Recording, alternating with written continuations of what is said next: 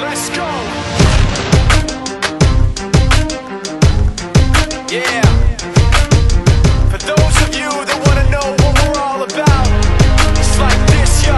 This is 10% luck, 20% skill, 15% concentrated power of will, 5% pleasure, 50% pain, and 100% reason to remember the name.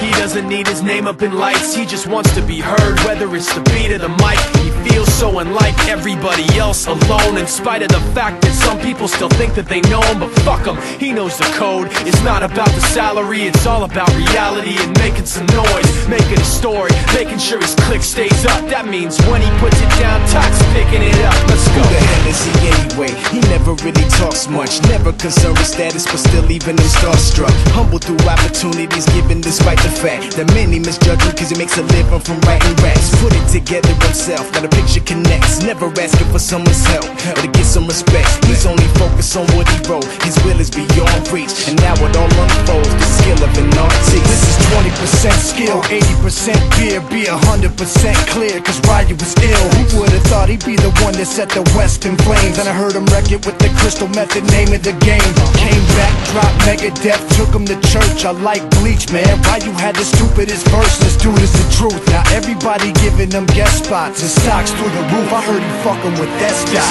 This is 10% luck, 20% skill, 15% concentrated power of will, 5% pleasure, 50% pain, and 100% reason to remember the name. They call him Ryu, he's sick and he's spitting fire. And Mike got him out the dryer, he's hot. Found him in Fort Minor with top, but a fucking nihilist porcupine. He's a prick, he's a cop. The type women wanna be within rappers, hope he gets shot. 8 years in the making, patiently waiting to blow. Now the record with your notice taking over the globe. He's got a partner in crime, his shit is equally dope. You won't believe the kind of shit that comes out of this kid's throat.